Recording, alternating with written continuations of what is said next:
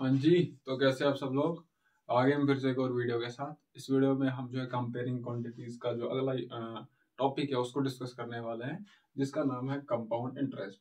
तो आपको आपने जो है इससे पहले जो है ना इंटरेस्ट के बारे में पढ़ा होगा कि इंटरेस्ट क्या होता है। जैसे इंटरेस्ट है, आप जो है किसी बैंक में आपने कुछ पैसा जो है ना वो डिपॉजिट किया है, कुछ रुपीज आपने वहां पर डिपॉजिट किया है, उस पे जो है आपको क्या करता है कि जो बैंक है ना वहाँ आपको वहां से इंटरेस्ट देते हैं। इंटरेस्ट मतलब वहां से वो कुछ एक्स्ट्रा पैसे आपको देते हैं। जैसे कि आप जो है यहाँ पर ये फिक्स डिपॉजिट, ठीक है। आप क्या करते हो कि ये जो 1000 रुपया ना इसको आप जो है बैंक में फिक्स जो है इसको आप डिपॉजिट करते हो 1000 रुपीज। तो यहाँ से क्या करता है कि अब वहां पर जो भी बैंक है, बैंक के हिसाब से उसका अलग डिफरेंट बैंक्स का अलग अलग इंटरेस्ट रेट होता है। सपोज आपका जो है जो आपने जिस बैंक में जो 1000 रुपया डिपॉजिट किया उसका जो इंटरेस्ट रेट है वो क्या है, एट द रेट ऑफ 10, ठीक है। तो एक बैंक है उसका जो रेट है वो क्या है 10 है, और आपने जो है 1000 रुपीज जो है वो फिक्स डिपॉजिट करा है 1 साल के लिए, और उसका जो इंटरेस्ट रेट है वो 10% है, ठीक है। तो 10% एक बैंक है उसका रेट है, और ये जो है 10% अब जो है ये किसके ऊपर लगेगा, जाहिर सी बात है इस चीज के ऊपर लगेगा 10%, हमें इसका फाइंड आउट करना है। अब जो है ये 1000 रुपीज आप एक बैंक में डिपॉजिट करते हो, तो वहां से क्या करता है 1 साल के बाद आपको बैंक जो है ये एक तो 1000 रुपया देता है, और जो है आपको कुछ एक्स्ट्रा वो पे करता है, और वो एक्स्ट्रा क्या होता है, इंटरेस्ट होता है। तो इंटरेस्ट ये बैंक का अलग अलग होता है। अगर सपोज हमने अभी लेट किया कि जो इंटरेस्ट रेट है बैंक का वो क्या है 10%, तो हम क्या करेंगे, जो ये अमाउंट है इसके ऊपर हमें जो है 10% इसका हमने निकालना है। तो इसका अगर हमें 10% निकाला होगा तो हमें पता है 10% हम कैसे निकालते हैं, 10% ऑफ किसका निकालना है हमें, 1000 का। तो ये किसके बराबर आएगा, 10 डिवाइडेड बाई 100। ऑफ का मतलब क्या होता है, मल्टीपल, आगे क्या है 1000, ये 2 0 कैंसिल, तो ये किसके बराबर आ जाएगा, 10 मल्टीपल बाई 10 इज 100। तो ये जो है 1 साल के बाद इस 1000 का जो इंटरेस्ट है वो कितना आता है, 100 रुपया। तो आपको जो है अब क्या करेंगे बैंक, आप तो सबसे पहले तो ये तो जाहिर सी बात है आपको वापस देगा बैंक, और उसके साथ साथ इसका जो इंटरेस्ट है 1000 का जो इंटरेस्ट है वो क्या आएगा, आपको 10 रुपया 100 रुपया एक्स्ट्रा आपको मिलेगा। तो टोटल जो है अगर आपने 1000 रुपया किसी बैंक में डिपॉजिट किया, फिक्स डिपॉजिट किया, तो वहां से आपको जो है कितना रुपया मिलेगा वापस, 1100, ठीक है। 1000 रुपया आपने वहां पर डिपॉजिट करे और आपको वहां से कितना मिलता है, 1100। तो ज्यादा आपको कितना मिलता है, 100 रुपया जो ज्यादा मिला, और इसको हम क्या बोलते हैं, इंटरेस्ट। ये वाला चीज जो 100 रुपीज, ये जो है इस 1000 का इंटरेस्ट है, जो उस बैंक का इंटरेस्ट रेट क्या था, 10%। ये होता है इंटरेस्ट। अब आपने जो है सिंपल इंटरेस्ट पढ़ा होगा, ठीक है। सिंपल इंटरेस्ट आपको पता है क्या होता है, लेकिन हमें जो है क्या पढ़ना है, कंपाउंड इंटरेस्ट। सिंपल इंटरेस्ट जैसे ये जो हमने निकाला ना सिंपल इंटरेस्ट हो गया ये वाला चीज 100 रुपीज, ठीक है। ये हो गया सिंपल इंटरेस्ट। यही जो अगर हमें कंपाउंड इंटरेस्ट निकालना होगा, ठीक है, हमें अगर कंपाउंड इंटरेस्ट निकालना होगा यही 10% के हिसाब से, और 1 साल के लिए अगर हम निकालेंगे वो जो है हमें फिर भी वही चीज आएगी। अब जो अगर क्या करते हैं हम, ये 1000 रुपीज है, इसको मैं 1 साल के बदले 2 साल डिपॉजिट करता हूँ बैंक में, और उस बैंक का जो इंटरेस्ट रेट है वो 10% ही है। तो हमें क्या करना है, इंटरेस्ट हमें फाइंड आउट करना है कि जो बैंक है वो हम एक्स्ट्रा रुपीज कितना देते हैं, मतलब इंटरेस्ट हमें वो कितना देते हैं। सिंपल इंटरेस्ट हमें अभी बात करेंगे, उसके बाद हम क्या करेंगे, कंपाउंड इंटरेस्ट बात करेंगे, कंपाउंड इंटरेस्ट के बारे में बात करेंगे। फिर जो है हम वहां से पता करेंगे कि सिंपल इंटरेस्ट और कंपाउंड इंटरेस्ट में क्या डिफरेंस है, ठीक है। तो ये जो है आपको 1 साल के बाद जब आपने इसको 1000 रुपीज को 2 साल के लिए वहां पर फिक्स डिपॉजिट किया, और उसका जो बैंक का जो इंटरेस्ट रेट है वो 10% है पर annum। 10% पर annum का मतलब होता है 1 साल, annum का मतलब क्या होता है, ईयर। तो 1 साल के लिए जो है उस बैंक का इंटरेस्ट रेट है वो 10% है, 10% है। तो अब हमने जो है इस 1000 रुपीज को 1 साल के बदले 2 साल उसमें डिपॉजिट करना है बैंक में। तो हमें जो है फाइंड आउट करना है कि इस 1000 रुपीज पे हमें इंटरेस्ट वहां से एक्स्ट्रा पैसा बैंक कितना देगा। अब वहां पर 10% एक साल के लिए, अभी हमने इसका 10% निकाला, तो 10% जब निकाला तो वो आया, जो मेरे पास अमाउंट था जो मैंने वहां पर पहले डिपॉजिट किया था, ओरिजिनल अमाउंट था, मतलब प्रिंसिपल अमाउंट था, उसका मैंने 10% फाइंड आउट किया तो वो आया 100 के बराबर। इसका मतलब जो एक साल जब मैंने वहां पर उसको डिपॉजिट किया तो मुझे इंटरेस्ट कितना मिला, 100। ठीक है, लेकिन मैंने क्या करना है, इस 1000 रुपीज को मैंने वो फिक्स डिपॉजिट करना है 2 साल के लिए। तो एक साल के लिए मुझे जो है 100 रुपीज इंटरेस्ट मिलता है। तो दूसरे साल के लिए, ठीक, एक साल हो गया, अब दूसरा साल होने को जा रहा है, तो दूसरा साल के लिए भी मुझे जो है इस 1000 पे ही 10% इंटरेस्ट लगेगा। तो इसका 10% अगर निकालूंगा मैं, 10% ऑफ 1000, ये किसके बराबर आएगा, 100 के बराबर। एक साल के बाद उस पे इंटरेस्ट जो है कितना लगा, 100 आया, मुझे एक्स्ट्रा वहां से बैंक मुझे कितना देगा, एक साल हो जाएगा तो मुझे जो एक्स्ट्रा 100 मिलेगा, जब 2 साल मिलेगा तो मुझे फिर से 100 मिलेगा। तो टोटल मुझे जो है इंटरेस्ट कितना मिलेगा, एक साल का हो गया ये 100, दूसरे साल का हो गया ये 100, तो टोटल जाएगा 200 मुझे इंटरेस्ट आएगा। अगर मैं 1000 रुपया एक बैंक में डिपॉजिट करता हूं तो 2 साल के बाद मुझे उस बैंक से कितना रुपया वापस मिलेगा, तो आप बोलोगे सर 1000 तो मुझे पहला, और मुझे बैंक जो है यहां से ये वाला इंटरेस्ट मुझे और देगा, तो टोटल आएगा 1200। तो यहाँ पर जो है देखिए, जो सिंपल इंटरेस्ट में क्या होता है कि जो प्रिंसिपल अमाउंट है, ये जो है प्रिंसिपल अमाउंट जो आपने पहले जो है डिपॉजिट किया था, उसी के ऊपर इंटरेस्ट लगता है। देखिए एक साल के बाद हमने जब देखा तो इसी के ऊपर जो है इंटरेस्ट लगा 10%, तो उसका 10% हमने फाइंड आउट किया। सो मतलब एक साल के बाद जो बैंक मुझे एक्स्ट्रा पे करेगा, वो कितना मुझे पे करेगा, 100 रुपया पे करेगा। तो अब मैंने क्या किया था, इस अमाउंट को 2 साल के लिए डिपॉजिट करा था, तो एक साल के लिए मुझे वहां से 100 मिलेगा, मतलब इंटरेस्ट मुझे 100 आएगा। तो दूसरे साल के लिए भी मुझे जो है इंटरेस्ट जो है वो किस पे फाइंड आउट करना है, इस पे ही, ना कि आप देखिए 2 साल के बाद जो टोटल रुपया मेरे पास, एक साल के बाद मेरे पास जो टोटल रुपीज बैंक में जमा होंगे वो कितने होंगे, 1100। लेकिन ये जो है हम बता रहे होंगे कि सर इस पे इंटरेस्ट क्यों नहीं लगेगा, तो जो अभी तो हमें जैसे पहले मैंने बैंक में डिपॉजिट किया था 1000, तो मेरा जो इंटरेस्ट है इस 1000 पे लगा। तो अब जो है एक साल के बाद सर इंटरेस्ट वगैरह करके मेरे पास जो अमाउंट है, जो मेरा पैसा है वो कितना हो जाता है, 1100। तो जो 10% है वो इसी पे लगना चाहिए, लेकिन ये जो 10% है ना, इस पे जो रेट है, जो परसेंटेज है वो इस पे नहीं लगे, इंटरेस्ट जो है वो इस पे नहीं लगता। मतलब सिंपल इंटरेस्ट में, अभी हम सिंपल इंटरेस्ट इसको बोल जाए कंपाउंड इंटरेस्ट, मैं आपको डिफरेंस बता रहा हूँ सिंपल इंटरेस्ट और कंपाउंड इंटरेस्ट के बारे में।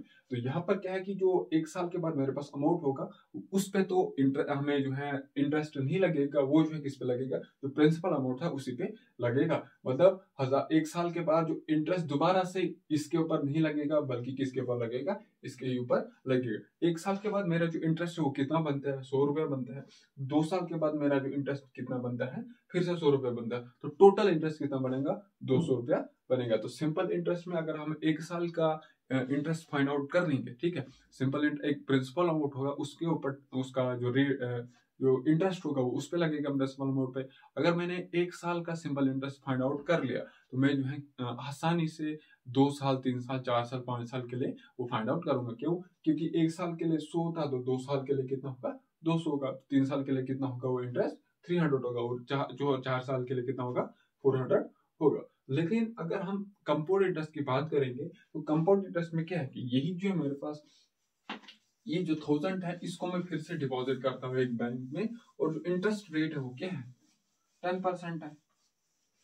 तो मुझे क्या करना है, मैं इसको 2 साल के लिए फिक्स डिपॉजिट कर देता हूँ इस 1000 को मैं एक बैंक में, और इंटरेस्ट जो है वो कंपाउंड इंटरेस्ट मुझे फाइंड आउट करना है। मतलब कंपाउंड इंटरेस्ट मतलब इंटरेस्ट, कंपाउंड साथ में क्या है, इंटरेस्ट। मुझे जो इंटरेस्ट फाइंड आउट करना है कि मुझे बैंक वहां से एक्स्ट्रा कितना पे करेगा। ठीक है, क्या करता हूँ मैं, इस 1000 रुपए को मैं अभी 1000 नहीं हम लेंगे, थोड़ा सा छोटा लेंगे, क्या लेंगे, 100 लेता हूँ मैं। ठीक है, तो ये 100 है, इसको मैं डिपॉजिट करता हूँ बैंक में। ठीक है, और उस बैंक का जो इंटरेस्ट रेट है वो कितना है, 10%।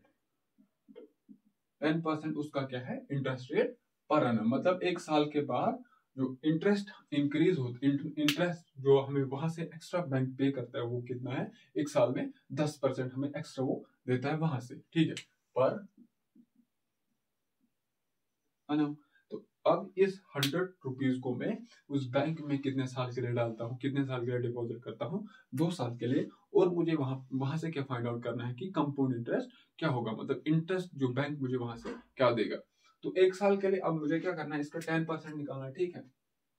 तो 10% हमें अगर निकालेंगे तो 10% किसके बराबर होगा, 10% ऑफ 100, ये किसके बराबर आएगा, 10 डिवाइडेड बाई 100 मल्टीपल बाई 100, तो ये किसके बराबर आएगा, 10 के बराबर। मतलब अगर इस 100 रुपीज है, इसको मैं जो है कंपाउंड इंटरेस्ट के हिसाब से एक बैंक में डिपॉजिट करता हूँ और उसका जो बैंक का इंटरेस्ट रेट है वो 10% है, तो मुझे जो है बैंक 1 साल के बाद कितना रुपया एक्स्ट्रा देगा, 100 रुपया एक्स्ट्रा, 10 रुपया एक्स्ट्रा देगा। तो टोटल जो अमाउंट है मेरे पास अब क्या होगा, 110 होगा, है नहीं। 1 साल के बाद जो मेरे पास अमाउंट बनेगा उस बैंक में वो कितना होगा, 110 होगा, ठीक है।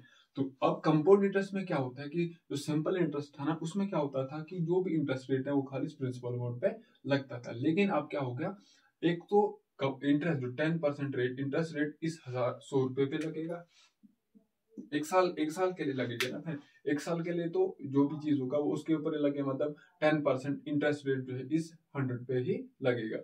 अब 1 साल हो जाएगा, 1 साल के बाद जो है मेरे पास बैंक जो है मुझे एक्स्ट्रा पे करेगा, कितना, 10 रुपया एक्स्ट्रा पे करेगा। तो टोटल अमाउंट मेरे पास कितना होगा, 110 होगा।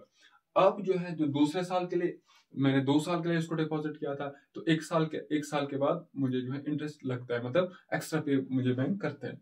तो अब जो है एक्स्ट्रा 1 साल के बाद मुझे बैंक जो है कितना एक्स्ट्रा पे करता है, 10 रुपया। तो टोटल मेरे पास जो है अब बैंक में कितना हो जाता है मेरा रुपया, 110। तो सिंपल इंटरेस्ट में क्या होता था कि जो इंटरेस्ट लगता था वो खाली प्रिंसिपल अमाउंट पे लगता था।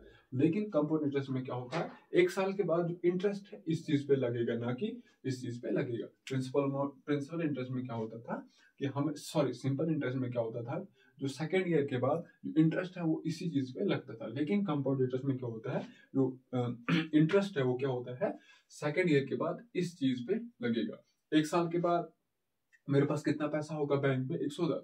तो अब मुझे जो है इंटरेस्ट किस पे लगेगा, इस पे लगेगा, ना कि इस पे लगेगा। कंपाउंड इंटरेस्ट और सिंपल इंटरेस्ट में यही फर्क है कि जो 1 साल के बाद जो भी इंटरेस्ट रेट है वो किस पे लगता है, प्रिंसिपल अमाउंट पे ही लगता है। लेकिन कंपाउंड इंटरेस्ट में जो इंटरेस्ट है वो टोटल अमाउंट 1 साल के बाद जो होगा उसके ऊपर लगेगा। तो अब क्या करना है मुझे, जो है मेरे पास अब 100 के बदले क्या है, 110 रुपये है मेरे अकाउंट में, ठीक है। तो अब मुझे क्या करना है, 1 साल हो गया, तो दूसरा साल खत्म हो गया। अब मुझे देखना है कि मुझे बैंक वहां से कितना रुपया देगा। तो मुझे अब मेरे पास जो है प्रिंसिपल अमाउंट जो है अब ये काम करेगा, ना कि ये। तो जो इंटरेस्ट है वो इस चीज पे लगेगा। तो इंटरेस्ट वही है, 10% है, 10% मुझे जो है इसका फाइंड आउट करना है, ठीक है। 10% इसका फाइंड आउट करना है, तो वो जो होगा 10 डिवाइडेड बाई 100 मल्टीपल बाई ये और एक कसम, तो हो जाएगा 11, ठीक है। तो इसके ऊपर जो 10% इसका मैंने फाइंड आउट किया वो क्या आया, 11 रुपया। तो पहले मेरे पास 100 रुपया था, 1 साल के बाद मेरे पास कितना बना, 110 रुपया बना, ठीक है। तो यहाँ पर ये जो है क्या है, इंटरेस्ट है, इतना सारा क्या है, इंटरेस्ट। 110 रुपए पे 1 साल के बाद मुझे जो है इंटरेस्ट कितना बनता है, 11 रुपया बनता है। तो टोटल मेरे पास कितना, पहले मैंने 100 डिपॉजिट किया, 1 साल के बाद वो कितना बना, 110 बना। तो 2 साल के बाद वो कितना बनेगा, 110 प्लस ये वाला इंटरेस्ट, ये कितना है, 11।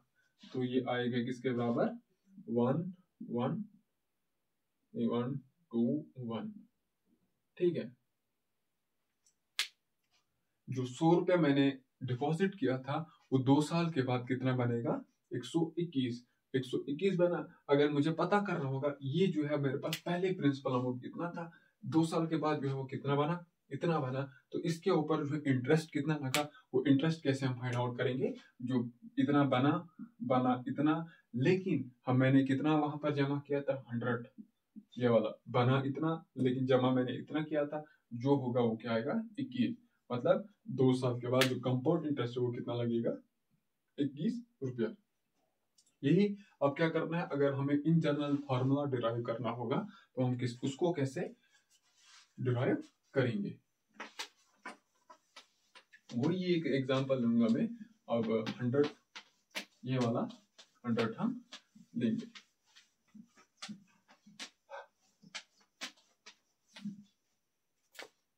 ठीक है।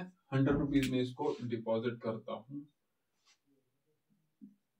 10% पर annum।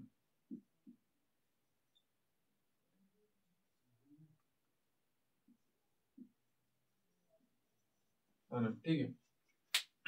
मुझे क्या करना है, एक ज्यादा फॉर्मूला ड्राइव करना है कि हम जो है फॉर एग्जांपल 1 साल 2 साल 3 साल के बाद अगर हमें कंपाउंड इंटरेस्ट फाइंड आउट करना होगा तो वो जो कंपाउंड इंटरेस्ट कितना आएगा वो हमें कैसे फाइंड आउट करना है, वो अभी हम एक फार्मूला उसके लिए ड्राइव करेंगे। तो क्या करता हूँ मैं जो है फॉर एग्जांपल इस 100 रुपीज को मैं 3 ईयर के लिए अब डिपॉजिट करता हूँ। ठीक है, 3 ईयर के लिए डिपॉजिट करता हूँ और मुझे जो है कंपाउंड इंटरेस्ट फाइंड आउट करना है। तो 1 साल जब हो जाएगा तो 1 साल के बाद इसके ऊपर जो है इंटरेस्ट लगेगा वो कितना लगेगा 10%, मतलब मुझे जो है इसका 10% फाइंड आउट करना है। तो इंटरेस्ट 1 साल के बाद कितना इंटरेस्ट होगा, इसको मैं नाम दूंगा I1। ठीक है, इंटरेस्ट कितना होगा उसको मैं क्या नाम दूंगा, I1। तो I1 किसके बराबर होगा, 10% हमें निकालना है, 10 डिवाइडेड बाई 100 मल्टीपल बाई 100 है ना, हमें यही जो है फाइंड आउट करना था ना, यही हमें फाइंड आउट करना था। वो किसके बराबर आया, 10% ऑफ दिस इज 10% को अगर हम कन्वर्ट करेंगे फ्रैक्शन में तो उसको हमें डिवाइड करना होता है 100 से। 10 डिवाइड बाई 100 हाफ का मतलब होता है मल्टीपल बाई 100। तो ये किसके बराबर आएगा, 10 के बराबर। 1 साल के बाद जो इंटरेस्ट है वो किसके बराबर आया, मेरा 10 के बराबर। तो इसको मैं कैसे लिखूंगा, और इसको मैं लिखूंगा, ये क्या है, ये है प्रिंसिपल अमाउंट जो मैंने PI, इसको मैं लिखूंगा PI, प्रिंसिपल अमाउंट जो मैंने स्टार्टिंग में डिपॉजिट किया था उसको मैं दूंगा ना प्रिंसिपल अमाउंट। ये जो यहाँ पर 100 क्या था, प्रिंसिपल अमाउंट। अच्छा, उसके बाद क्या है, multiple by rate multiple by 1 whole divided by 100। ये किसके बराबर है, I1। ये है ना, देखिए 100 multiple by rate multiple by 1 क्या होता है, मल्टीप्लिकेटिव आइडेंटिटी। उस 1 को मैं लिख सकता हूँ, 1 को मैं किसी भी नंबर से अगर मल्टीपल करूंगा तो मुझे वही नंबर आएगा। ठीक है, तो अगर मैं 100 को 1 से मल्टीपल करूंगा 100 ही आना है, तो इसका मतलब अगर मैं मल्टीपल किसी भी चीज को 1 से करूंगा तो कोई फर्क पड़ना है नहीं। तो क्या करता हूँ मैं, ये principal amount multiple by rate, rate जो है यहाँ पर क्या है, ये R का मतलब क्या है, rate. PI is equal to PA। ठीक है, इसको हम PA principal amount, P principal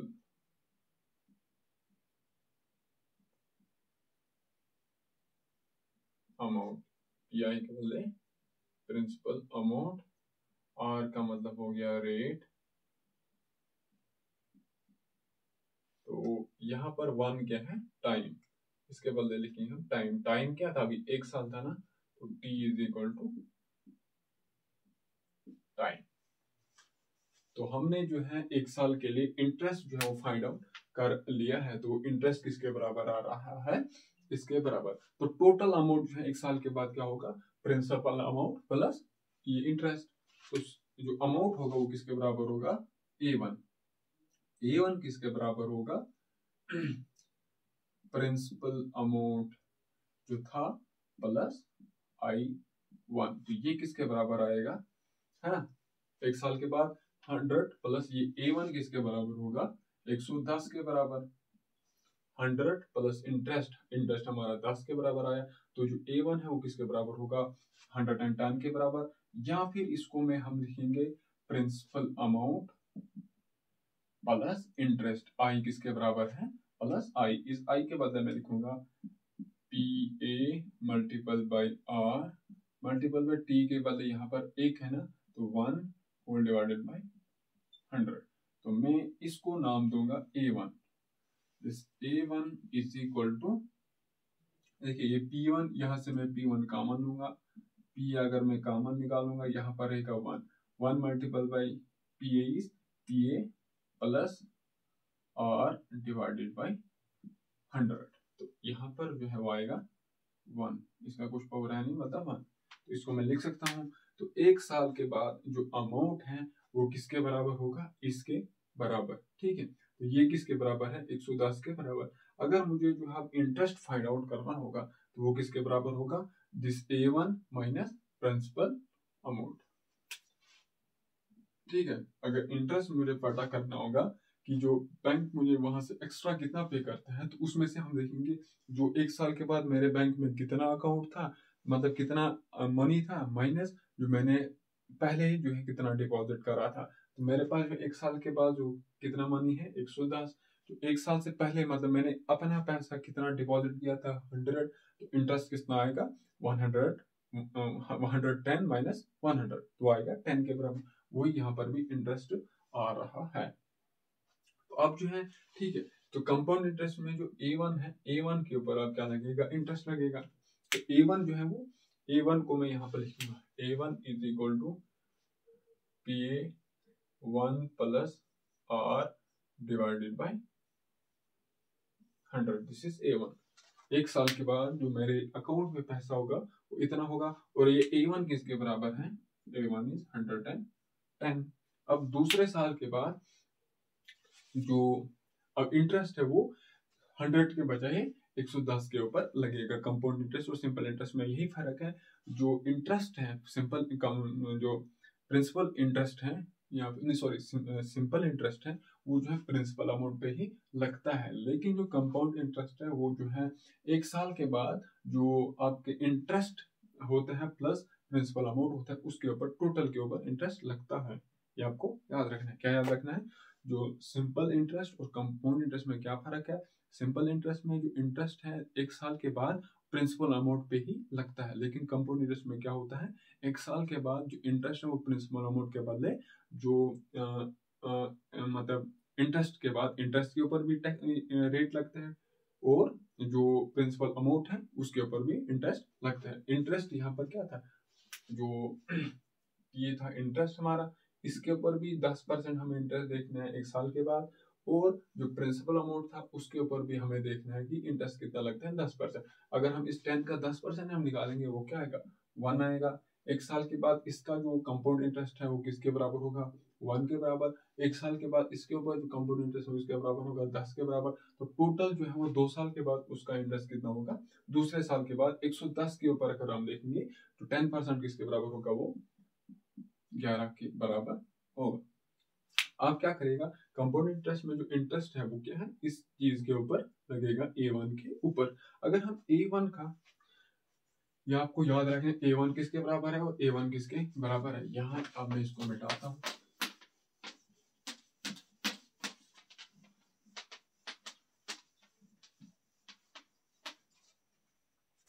आप क्या करें, आप जो इंटरेस्ट है वो जो है इस चीज के ऊपर लगेगा।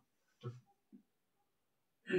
अब इंटरेस्ट हमें देखना है कि इसके ऊपर A1 के ऊपर हम इंटरेस्ट कितना होगा। तो इस हमने जो I1 पहले वाले इंटरेस्ट को हमने नाम क्या दिया था, I1 नाम दिया था, तो इसको हम क्या नाम देंगे, I2। ठीक है, I2 ये किसके बराबर होगा, 10%, 10% ऑफ किसका 110 का। तो ये किसके बराबर आएगा, ये 0 ये 0 ये 0 ये 0, ये हो गया 11 के बराबर। ठीक है, ये हो गया 11 के बराबर। तो दूसरे साल एंड होने पर मेरे पास मेरे अकाउंट में जो पैसा होगा वो किसके बराबर होगा, एक तो ये होगा प्लस ये होगा। मतलब जो A2 होगा वो किसके बराबर होगा, A2 किसके बराबर होगा, A1 प्लस जो A1 पे इंटरेस्ट लगा। जैसे A1 हमने निकाला था, A1 किसके बराबर था, प्रिंसिपल अमाउंट प्लस I1। लेकिन अब जो है प्रिंसिपल अमाउंट का काम कौन कौन जो है वो काम, प्रिंसिपल अमाउंट के बदले अभी हम जो हमारे पास प्रिंसिपल अमाउंट क्या बनेगा, पहले प्रिंसिपल अमाउंट मेरे पास 100 था, लेकिन अब जो है मेरे पास 1 साल के बाद जो प्रिंसिपल अमाउंट है वो क्या बनेगा, A1, वो होगा प्रिंसिपल अमाउंट प्लस I1। ठीक है, तो अब क्या है, ये हो गया A1। लेकिन जब 1 साल हो जाएगा, ठीक है 1 साल हो जाएगा, 2 साल हो जाएंगे, 2 साल के बाद मेरे पास जो है प्रिंसिपल अमाउंट का काम कौन करेगा, A1 काम करेगा। A1 का काम कौन, क्या जो प्रिंसिपल अमाउंट का काम कौन करेगा, A1 करेगा। तो उसके बदले में प्रिंसिपल अमाउंट के बदले क्या लिख रहा हूँ, जैसे A1 is equal to principal amount plus I1, मतलब इंटरेस्ट क्या लगा। तो 2 साल के बाद 1 साल हो जाएगा, दूसरे साल जब हो जाएगा वहां पर प्रिंसिपल अमाउंट के बदले मेरा काम कौन क्या करेगा, A1। तो A1 के प्रिंसिपल अमाउंट के बदले मैं लिख रहा हूँ A1 प्लस I2, I1 के बदले क्या लिखेंगे हम, यहाँ पर जो इंटरेस्ट I1 पे लगा, तो सॉरी A1 पे लगा, A1 पे जो इंटरेस्ट है वो किसके बराबर है, I2 के बराबर। तो I2 किसके बराबर है यहाँ पर, I2, तो I2 किसके बराबर है यहाँ पर, इसको हम मिटा देंगे, ठीक है, ये इसका कोई काम नहीं है। यहाँ पर जो A2 है मेरे पास वो किसके बराबर आया, A2 is equal to A1 किसके बराबर है, A1 इज 100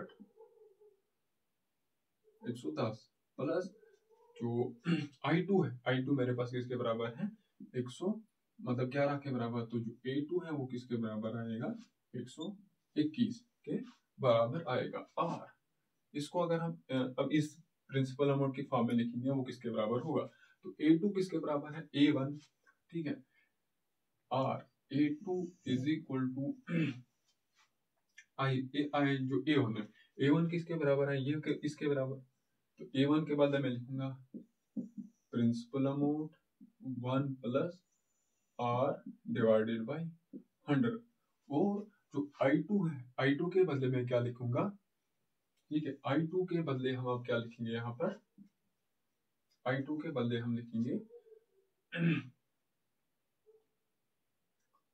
I2 के बदले हम लिखेंगे दिस इज I2 के बदले लिखेंगे हम रेट, है ना, रेट यहाँ पर 10 था डिवाइडेड बाय 100 मल्टीपल बाय ये 110 किसके बराबर है, A1 के बराबर है ना, A1 के बराबर है, तो जो A1 के बराबर है, लेकिन जो A1 है वो किसके बराबर है, R multi divided by 100 multiple by A1 के बदले ये पूरा हम लिखेंगे principal amount 1 plus R divided by 100, ठीक है। तो जो I2 के बदले क्या लिख रहे हैं मैंने, I2 के बदले ये सब लिखना है, समझ आ गया होगा। अगर नहीं हम इसको दोबारा लिखेंगे, देखिए ये जो I2 है मेरे को लिखना है A2 किसके बराबर है A1 यहाँ से मैंने A1 के वैल्यू यहाँ पर लिखा है प्लस I2, अब मुझे जो है यहाँ पर क्या लिखना है, I2 का वैल्यू लिखना है। तो I2 का वैल्यू देखिए क्या है, I2 यहाँ से अगर हम देखेंगे I2 इज इक्वल टू ये जो 10 है वो क्या था, इंटरेस्ट रेट था, इंटरेस्ट रेट क्या है R, उसको मैं R लिखता हूँ मल्टीपल बाय 110, 110 जो है किसके बराबर है, 110 किसके बराबर है A1 के बराबर multiple by A1 divided by 100, है ना ये, लेकिन बट जो A1 है वो किसके बराबर है, but A1 is equal to PA multiple by 1 plus R divided by 100। ये A1 कहाँ से आया होगा, ये पिछले वाले स्लाइड में आप देख लेना कहाँ से आया, A1 कैसे आया, तो A1, ठीक है, तो A1 का वैल्यू हम यहाँ पर आप डालेंगे तो I2 का वैल्यू किसके बराबर आएगा, R multiple by PA 1 plus R divided by 100, तो होल डिवाइडेड बाई किसके बराबर है, ये 100 के बराबर है। तो I2 का वैल्यू मुझे यहाँ पर डाला, क्यों, क्योंकि A2 का वैल्यू किसके बराबर है A1 प्लस I2, तो I2 का वैल्यू किसके बराबर है plus R multiple by PA 1 plus R divided by 100 whole divided by 100। तो यहाँ पर जो A2 है वो किसके बराबर है, देखिए PA 1 प्लस R, इतना सारा अगर हम इसको देखेंगे, इतना सारा यहाँ पर भी है, और ये जो मैं सर्कल में लिख रहा हूँ यहाँ पर ये दोनों चीजें क्या है, कॉमन है, सेम है ना, मतलब यहाँ पर भी ऐसा ही लिखे, यहाँ पर भी ऐसा लिखे, तो जो A2 को मैं यहाँ पर PA principal amount 1 plus R divided by 100 ये कॉमन करता हूँ मैं, यहाँ पर क्या रहेगा 1, जब इस चीज को मैं 1 से मल्टीपल करूंगा तो यही चीज आएगी, ओके, जो PA मतलब इतने सारे को मैं जब 1 से मल्टीपल करूंगा तो ये वाला चीज आएगा, प्लस देखिए यहाँ पर ये सारे चीजें मैं कॉमन लेता हूं, तो यहाँ पर रहेगा R डिवाइडेड बाई 100। देखिए क्या किया मैंने, जब इस यहाँ से लेके यहाँ तक मैं इस 1 के साथ इसको मल्टीपल करूंगा तो ये चीज आएगी, जब मैं इस चीज को इसके साथ मल्टीपल करूंगा तो आएगा ये चीज आएगा, तो जो A2 है वो किसके बराबर आया प्रिंसिपल अमाउंट, देखिए 1 प्लस आर डिवाइड बाई 100 इसका पावर क्या है 1, 1 प्लस आर डिवाइड बाई 100 इसका पावर क्या है 1। जब दो चीजें जिनकी बेस सेम होती है, देखिए यहाँ पर इसका पावर क्या है 1 है, तो इसका जो यहाँ पर जो लिखा है वो सेम है, जो यहाँ पर लिखा है वो भी सेम है, तो इसको मैं लिखूंगा 1 plus R divided by 100 raise power 2। जब बेस सेम होती है तो पावर क्या हो जाते हैं, ऐड हो जाते हैं। तो ये जो है क्या आया A2, मतलब A2 क्या आया, जो 2 साल के बाद मेरे पास बैंक में पैसा होगा वो इसके बराबर होगा। यहाँ पर जो A है, जो P है वो क्या है प्रिंसिपल अमाउंट, मतलब मैंने जो है वहां पर कितना पैसा जमा किया था। तो मैंने अगर 100 रुपया जमा किया था वहां पर, तो यहाँ पर जो R का वैल्यू क्या है, मतलब रेट, उसका इंटरेस्ट रेट क्या है। अगर 10% है तो यहाँ पर मैं इसके बदले R के बदले क्या लिखूंगा 10 लिखूंगा। और यहाँ पर जो मैं क्या कर रहा हूँ 2 साल के बाद कंपाउंड इंटरेस्ट फाइंड आउट करना है ना मेरे को, तो यहाँ पर 2 आ रहा है। सिमिलरली अगर 3 साल के लिए निकालना होगा तो यहाँ पर आएगा 3, 4 साल के लिए निकालना होगा तो यहाँ पर आएगा 4, 5 साल के लिए निकालना होगा तो वहां पर क्या आएगा 5 आता जाएगा। तो यहाँ पर इन जनरल क्या लिखूंगा मैं AN। देखिए A1 जब आया, A1 कहाँ पर है, दिस इज A1। जब A1 आया तो इस वाले का पावर क्या है 1 है, ऐसा समझ। जब यहाँ पर A1 है मतलब 1 साल के बाद हमने देखा कि मेरे अकाउंट में कितना अमाउंट होगा, तो यहाँ पर हमें देखेंगे इसका पावर क्या है 1। तो जब मैं A2 देखता हूँ, यहाँ पर A2 का पावर क्या है 2 है ना। देखिए जब A2 है, मुझे 2 साल के बाद देखना है कि मेरे बैंक में कितना अमाउंट है, तो यहाँ पर जब 2 है तो यहाँ पर भी 2 आएगा। अगर मुझे फॉर एग्जाम्पल AN यहाँ पर इन जनरल में 10 साल या फिर n साल के लिए देखता हूँ, तो उसके लिए आएगा principal amount 1 plus R divided by 100 raise power n। अब यहाँ पर अगर आप 3 लिखोगे तो यहाँ पर भी 3 लिखना होगा, A4 होगा यहाँ पर A4 होगा, यहाँ पर मतलब n के बदले 4 होगा। अगर यहाँ पर n के बदले 5 होगा तो यहाँ पर भी n के बदले 5 होगा।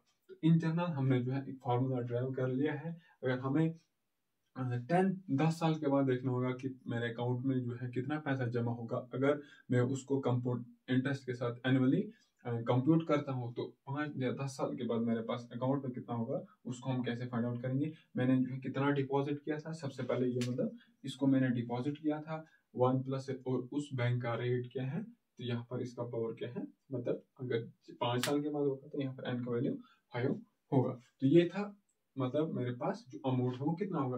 अब मुझे देखना है कि कंपाउंड इंटरेस्ट मतलब उस पर इंटरेस्ट मतलब बैंक मुझे कितना ज्यादा दे रहा है, वो अगर मुझे देखना होगा तो वो उसको हम कैसे फाइंड आउट करेंगे।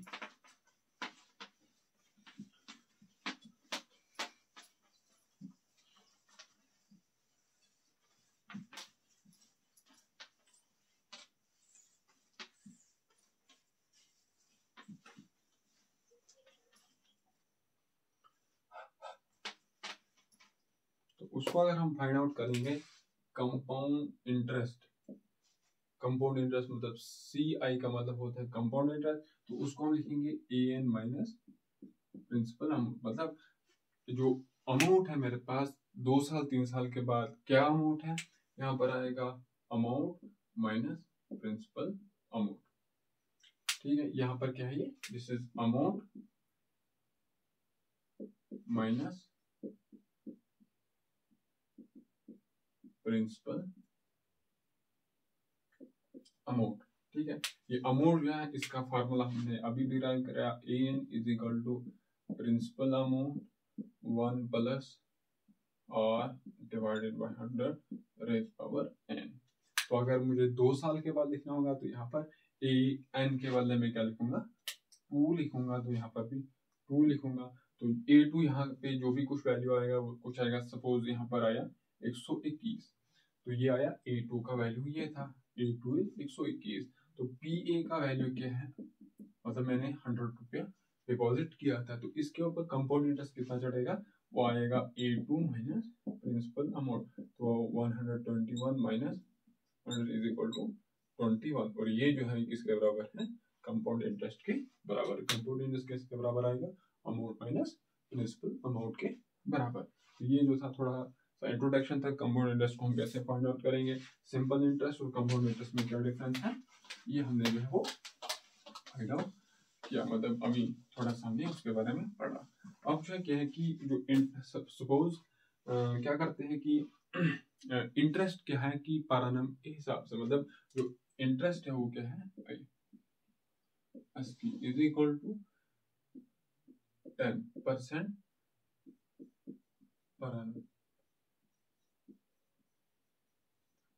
अगर किसी बैंक का जो इंटरेस्ट है वो क्या है 10% है एक साल के लिए, जो भी अमाउंट है उसके ऊपर जो इंटरेस्ट है वो 10% लगेगा। अगर हमें फाइंड आउट करना होगा कि हाफ ईयर में कितना इंटरेस्ट लगेगा, अगर एक साल के लिए, ठीक है, 1 ईयर के लिए इंटरेस्ट है वो 10 के बराबर है। अगर हाफ ईयर के लिए मुझे फाइंड आउट करना होगा कि इंटरेस्ट किसके बराबर हो, तो यहाँ सर हाफ कैसे आएगा, अब इसको मैं 2 से डिवाइड करूंगा। 1/2 किसके बराबर, हाफ होता है, मतलब 6 मंथ के लिए जो रेट होगा, इंटरेस्ट रेट होगा वो भी हो जाएगा हाफ। 10 का डिवाइड अगर हाफ होगा तो क्या होगा, 5 के बराबर होगा। तो ऐसे ही हम जो है रेट को कन्वर्ट कर सकते हैं कि अगर हमें कंपाउंड एनुअली दिया होगा, मतलब पर एनम के हिसाब से इंटरेस्ट रेट हमें दिया गया होगा और हमें कंप्यूट करना होगा कंपाउंड इंटरेस्ट हाफ ईयरली, तो उसके लिए हम क्या करेंगे, जो भी इंटरेस्ट रेट है उसको हम हाफ कर देंगे। बाकी फिर हम जो है जैसे हमने अभी फार्मूला डिराइव किया उसी को हम कैरी आउट करेंगे, उसी फार्मूले से हम जो है वो कंपाउंड इंटरेस्ट या फिर अमाउंट है वो फाइंड आउट कर सकेंगे, कर लेंगे, सकेंगे नहीं बल्कि हम उसी से करेंगे, वही जो है फार्मूले से हम कंपाउंड इंटरेस्ट फाइंड आउट करेंगे। तो अब जो हम थोड़ा सा एक्सरसाइज की तरफ चलते हैं। It is exercise 7.3।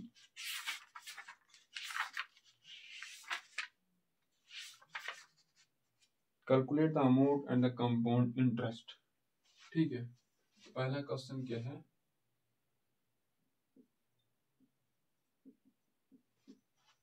Calculate the amount and compound interest. क्या करना है हमने, हम तो सब ए भी हमें फाइंड आउट करना है और सीआई भी हमें फाइंड आउट करना है।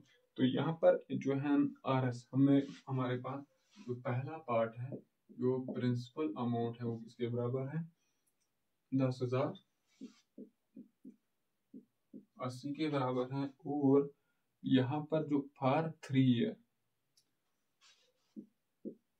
For 3 year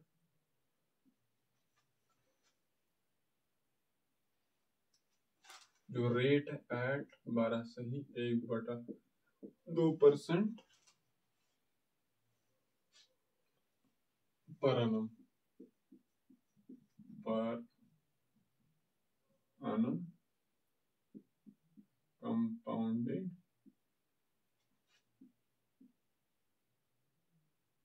annually. ठीक है, ये जो है हमें क्या करना है, एक तो हमें कंपाउंड इंटरेस्ट फाइंड आउट करना है और हमें फाइंड आउट करना है कि 3 साल के बाद जब मैं इतने पैसे को डिपॉजिट करता हूँ, 3 साल के बाद मेरे पास जो पैसा बैंक में कितना होगा वो हमें फाइंड आउट करना है। अमाउंट का मतलब यही होता है।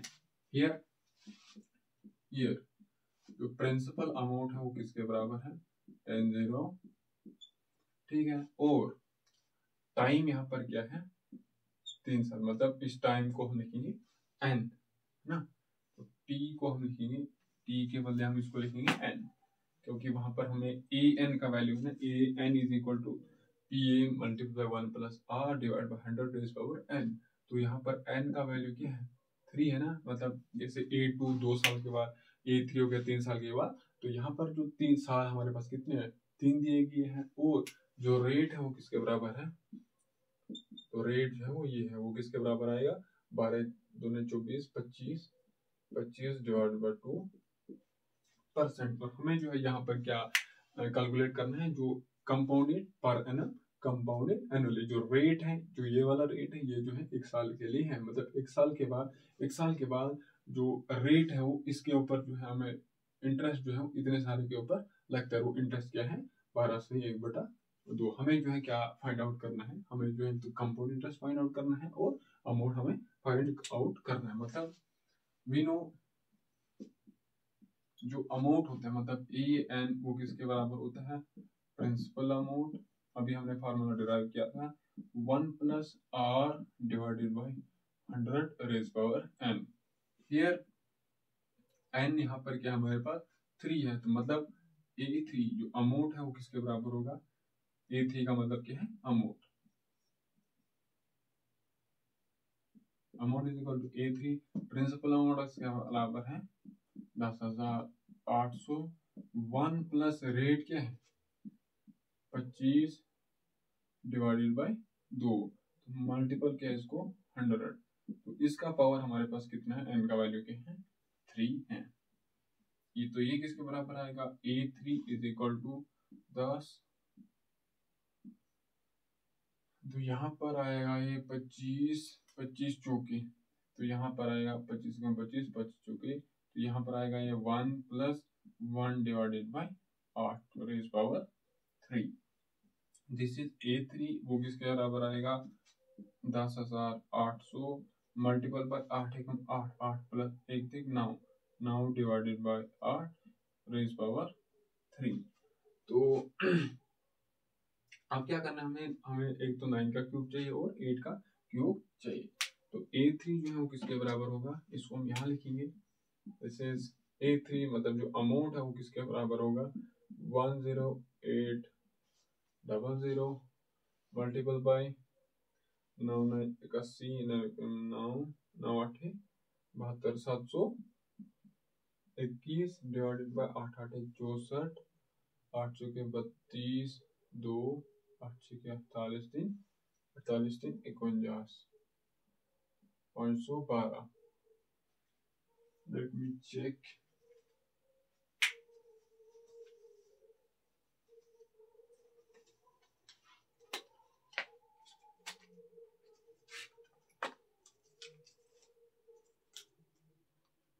multiple by 9 is equal to 9 by 9 multiple by 9 7 2 9, sorry यहाँ पर आएगा 9, ठीक। अगर 8 का क्यूब देखेंगे 64 मल्टीपल बाय 8 इज 512, मतलब है 0 8 00 divided by 512,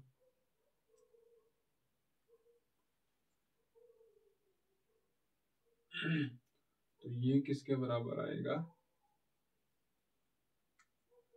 10 0 8 00 multiple bye 7 9 divided by 512, जो A3 है वो किसके बराबर आएगा 15 3 7 7 8 3 4 3।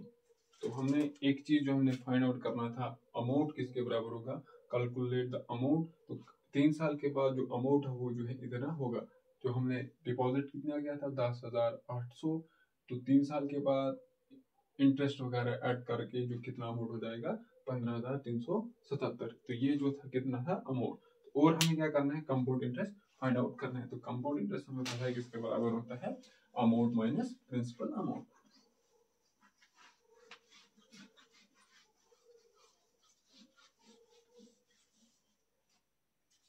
नाउ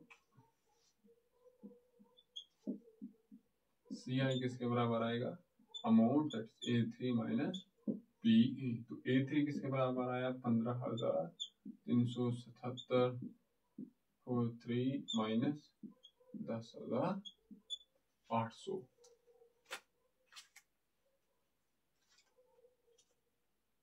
माइनस 10,800, तो ये किसके बराबर आया, कंपाउंड इंटरेस्ट जो है वो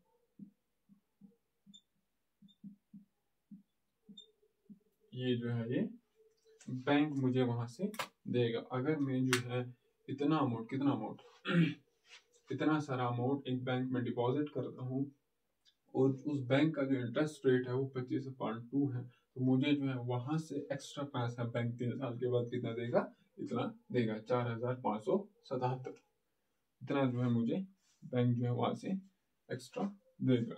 तो दूसरा पार्ट हम करेंगे इसका, उसमें भी हमें यही कैलकुलेट, हमें अमाउंट, एक तो हमें अमाउंट फाइंड आउट करना है और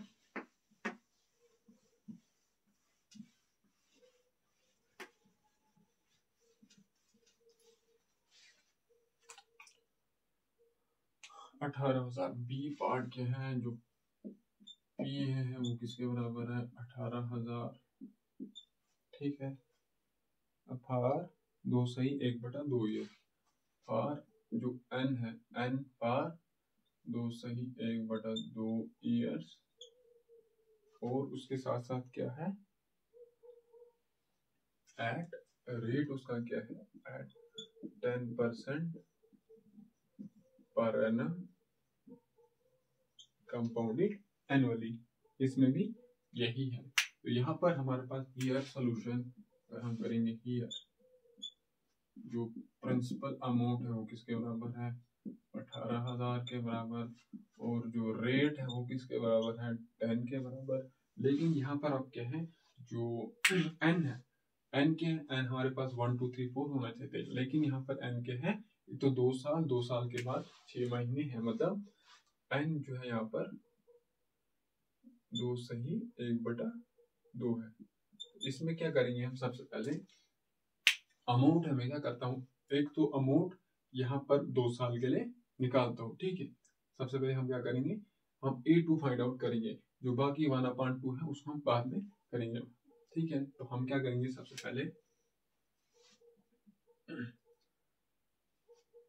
A2 किसके बराबर आएगा, मतलब 2 साल हमें तो देखना है, 2 साल और मतलब 2.5 साल के लिए, 2.5 साल जो टाइम है वो कितना है 2.5 साल है, मतलब मैं 18,000 है उसको 2.5 साल के लिए एक बैंक में फिक्स डिपॉजिट करता हूँ, और उस जो बैंक है उसका जो इंटरेस्ट रेट है वो कितना है 10% है। तो अब क्या है, 1 साल के बाद जो इसके ऊपर 10% लगेगा वो कुछ होगा अच्छा, फिर दूसरे साल के बाद जो इंटरेस्ट है एक तो इस पे लगेगा, और 1 साल के बाद जो इसका इंटरेस्ट लगा था उस पर भी इंटरेस्ट लगना है। उसके लिए हमें क्या करना है, अब हम कंपाउंड इंटरेस्ट फाइंड आउट करने के लिए जो अमाउंट है वो अगर उसका कंपाउंड एनुअल ही है तो अमाउंट है वो 2 साल के बाद कितना होगा, तो 2 साल के बाद जो कितना होगा वो होगा एक तो का principal amount 1 plus rate divided by 100 raise power, यहाँ पर n होता है, n के बदले यहाँ पर क्या है 2 है, तो this will come out A2 is equal to 18,000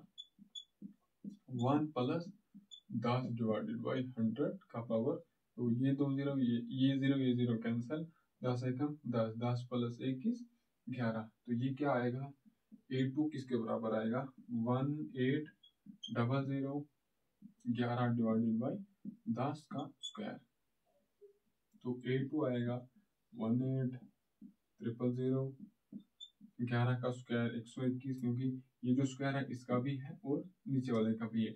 जब 11 का हम स्क्वायर फाइंड आउट करते हैं तो वो किसके बराबर आता है 121 के बराबर आता है, तो जो 10 का स्क्वायर है वो किसके बराबर आएगा 100 के बराबर। ये वाले 2 जीरो ये वाले 2 जीरो हो जाएंगे कैंसिल, A2 किसके बराबर होगा 180 मल्टीपल बाई 121, तो इसको अगर हम फाइंड आउट करेंगे ये किसके बराबर है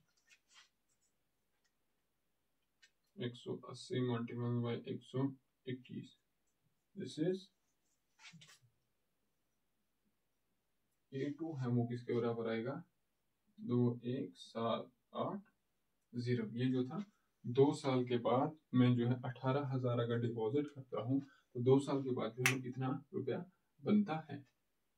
अब क्या है कि मुझे जो है 6 महीने मतलब 1/2 साल का मतलब क्या हो गया 6 महीने के लिए मुझे जो है अब इंटरेस्ट फाइंड आउट करना है, और इंटरेस्ट जो है मतलब 1 साल के लिए अगर 10% है, ठीक है, अगर 1 ईयर के लिए जो इंटरेस्ट है वो 10% है, तो एक आधे मतलब आधे साल के लिए जो इंटरेस्ट है वो 1/2 हो जाएगा। मुझे जो 1/2 का वैल्यू फाइंड आउट करना है, एक तो इसको मैं कैसे लिख सकता हूँ जब 2 से मैं डिवाइड करूंगा तो ये किसके बराबर आएगा 5 के बराबर। तो 2 साल के बाद क्या है कि कंपाउंड इंटरेस्ट हम फाइंड आउट कर लें, तो वहां पर जो इंटरेस्ट है इस चीज के बदले इस चीज के ऊपर लगेगा, तो मुझे क्या करना है अब इसका क्या फाइंड आउट करना है, इंटरेस्ट मुझे 5% इसका इंटरेस्ट फाइंड आउट करना है। नाउ फॉर 1/2 ईयर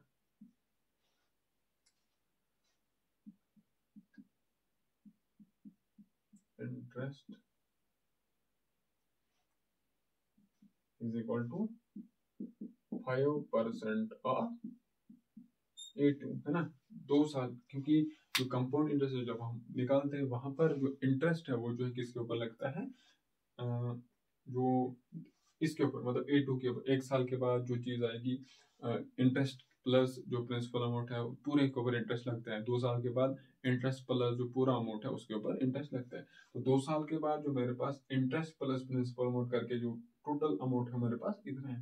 तो कंपाउंड इंटरेस्ट में क्या लगेगा कि जो टोटल इंटरेस्ट है वो इस अमाउंट पे लगेगा। तो इंटरेस्ट जो है वो 1 साल के लिए नहीं बल्कि मुझे हाफ साल मतलब 1/2 ईयर के आधे ईयर के लिए निकालना है। अगर आधे ईयर के लिए निकालना है तो वहां पर जो रेट है वो भी हाफ हो जाएगा। तो 10% से जो रेट है वो 5% हो जाएगा। तो मुझे जो है 5% निकालना है किसका, 5% ऑफ A2। तो 5% जो है 5 डिवाइडेड बाई 100 मल्टीपल बाय 21780। ये 0 ये 0 कैंसिल, यहाँ पर आएगा 2। तो ये किसके बराबर आएगा, 10 दूनी 20, 1 8 दूनी 16, 1 8 दूनी 16। तो ये किसके बराबर आएगा, ठीक है। ये जो है इसका इंटरेस्ट है। अगर इसका 5% हम निकालेंगे तो वो इसके बराबर आएगा। तो टोटल अमाउंट किसके बराबर आएगा, 2/1 मतलब 2.5 साल के बाद जो टोटल अमाउंट है वो किसके बराबर हो जाएगा, दिस प्लस ये वाला इंटरेस्ट। टोटल अमाउंट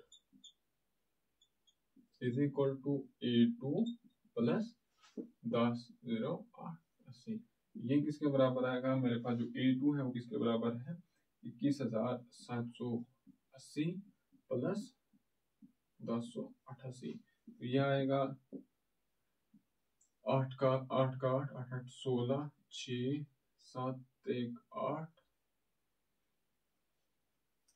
ये और ये और ये और ये एक और एक 2, तो 2, ठीक है। ये जो है मेरे पास टोटल अमाउंट बन जाता है कितने साल के बाद, 2/1/2 साल के बाद। तो ये क्या था, अमाउंट टोटल अमाउंट जो है इतना हो जाएगा। तो कंपाउंड इंटरेस्ट अगर हमें फाइंड आउट करना है तो वो कंपाउंड इंटरेस्ट किसके बराबर होता है, अमाउंट माइनस प्रिंसिपल अमाउंट। तो कंपाउंड इंटरेस्ट किसके बराबर होता है, अमाउंट माइनस प्रिंसिपल अमाउंट। तो CI किसके बराबर आएगा, that is compound interest. Amount हमारे पास 2/1/2 साल के बाद किसके बराबर आया, इसके बराबर आया 22,888। और मैंने जो अमाउंट प्रिंसिपल अमाउंट मेरे बैंक में कितना, सपोज हम कितना बैंक में मैंने डाला था वो कितना था 18,000। तो किसके बराबर आएगा, 8 का 8 6 का 6 8 का 8 12 में 8 बाकी 4। इतना सारा मुझे बैंक जो है वो एक्स्ट्रा पे करेगा। जब मैं जो हूँ कितना अमाउंट प्रिंसिपल अमाउंट डिपॉजिट करता हूँ, 18,000 डिपॉजिट करता हूँ कितने टाइम के लिए, जो टाइम है यहाँ पर कितना है 2.5 साल के लिए है। और उस बैंक का जो इंटरेस्ट रेट है वो 10% है। तो हम देखते हैं आंसर यही है कि जो कंपाउंड इंटरेस्ट और अमाउंट है वो यही हमें फाइंड आउट करना था। 7.3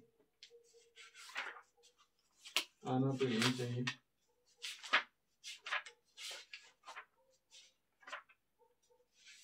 7.3 22,868 एंड इंटरेस्ट इज चाह रहा था ये बिल्कुल यही है, ठीक है। यही जो था